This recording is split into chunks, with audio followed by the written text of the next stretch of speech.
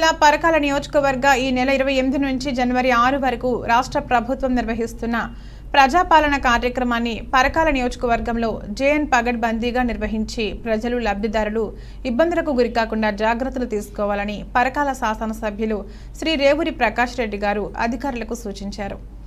రాష్ట్ర ప్రభుత్వం ఈ నెల 28వ తేదీ నుండి జనవరి 6వ తేదీ వరకు ప్రతిష్టాత్మకంగా నిర్వహిస్తున్న ప్రజాపాలన కార్యక్రమాన్ని సమర్థవంతంగా నిర్వహించేందుకు పరకాల నియోజకవర్గ కేంద్రంలోని ఎమ్మెల్యే క్యాంపు కార్యాలయంలో మంగళవారం పరకాల ఎమ్మెల్యే శ్రీ రేవూరి ప్రకాష్ రెడ్డి గారు అధికారులతో నియోజకవర్గ స్థాయి అవగాహన సదస్సు నిర్వహించారు.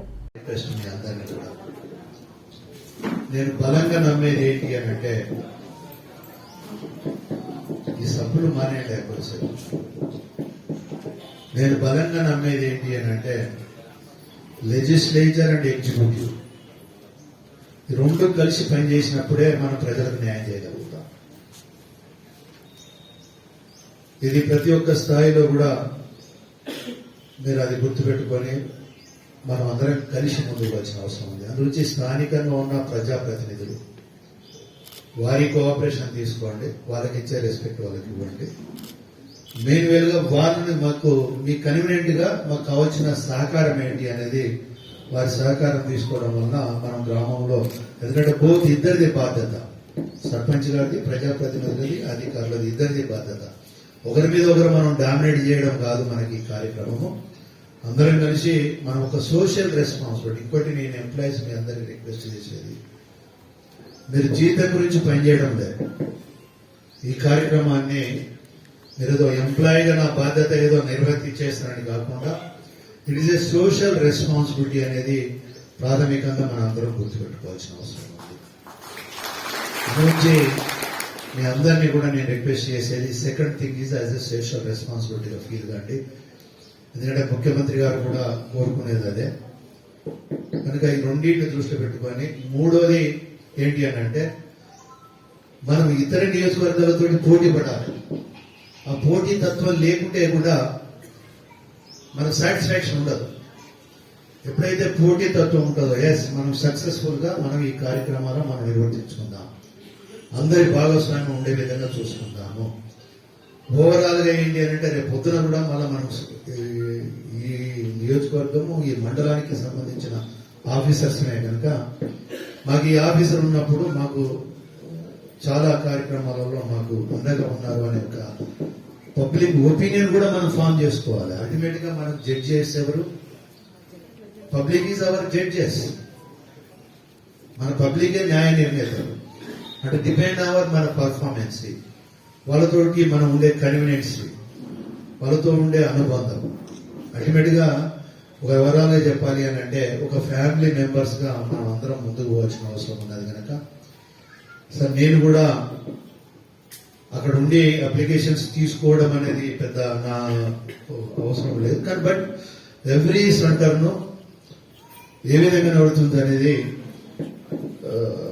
అంటే మూవింగ్ ఇన్స్పెక్షన్ అంటారు చూసారా, మూవింగ్ ఇన్స్పెక్షన్ అన్నారో మూవింగ్ ఎట్లా జరుగుతుందని చూడడము, ఏ విధంగా చేస్తున్నారని చూడడం అనేది.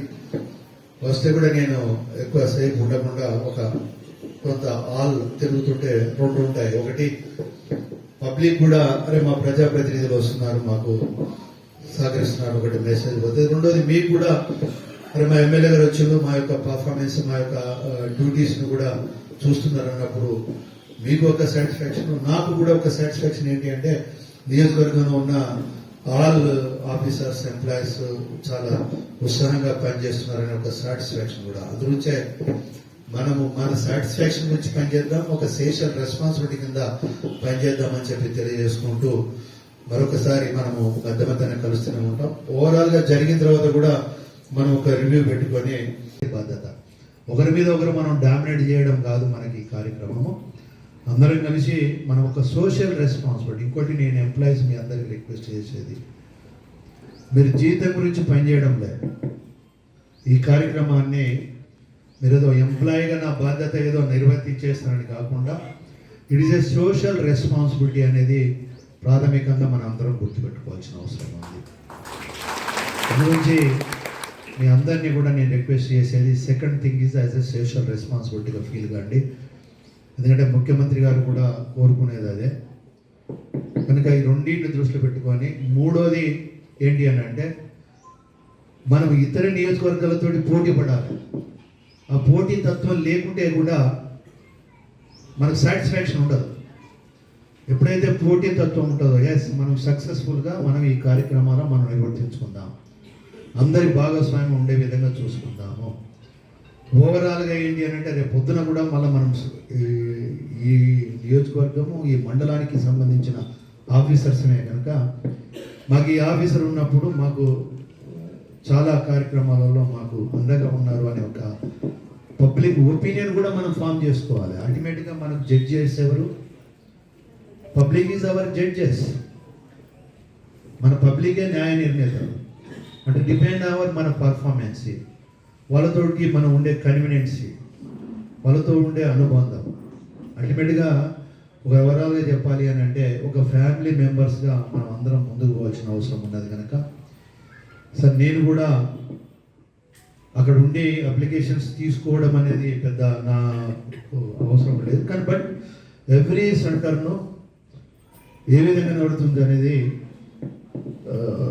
అంటే మూవింగ్ ఇన్స్పెక్షన్ అంటారు చూసారా, మూవింగ్ ఇన్స్పెక్షన్ అన్నాను, మూవింగ్ ఎట్లా జరుగుతుందని చూడడము, ఏ విధంగా చేస్తున్నారని చూడడం అనేది వస్తే కూడా నేను ఎక్కువసేపు ఉండకుండా ఒక కొంత ఆల్ తిరుగుతుంటే రెండు ఉంటాయి. ఒకటి పబ్లిక్ కూడా అరే మా ప్రజాప్రతినిధులు వస్తున్నారు మాకు సహకరిస్తున్నారు ఒకటి మెసేజ్ పోతుంది. రెండోది మీకు కూడా అరే మా ఎమ్మెల్యే గారు వచ్చిండు మా యొక్క పర్ఫార్మెన్స్ మా యొక్క డ్యూటీస్ను కూడా చూస్తున్నారు అన్నప్పుడు మీకు ఒక సాటిస్ఫాక్షన్, నాకు కూడా ఒక సాటిస్ఫాక్షన్ ఏంటి అంటే నియోజకవర్గంలో ఉన్న ఆల్ ఆఫీసర్స్ ఎంప్లాయీస్ చాలా ఉత్సాహంగా పనిచేస్తున్నారనే ఒక సాటిస్ఫాక్షన్ కూడా. అందులోంచే మనము మన సాటిస్ఫాక్షన్ గురించి పనిచేద్దాం, ఒక సోషల్ రెస్పాన్సిబిలిటీ కింద పనిచేద్దామని చెప్పి తెలియజేసుకుంటూ మరొకసారి మనము మధ్య మధ్యన కలుస్తూనే ఉంటాం. ఓవరాల్గా జరిగిన తర్వాత కూడా మనం ఒక రివ్యూ పెట్టుకొని ప్లస్ అండ్ మైనస్ ఆఫ్ ఇవి కూడా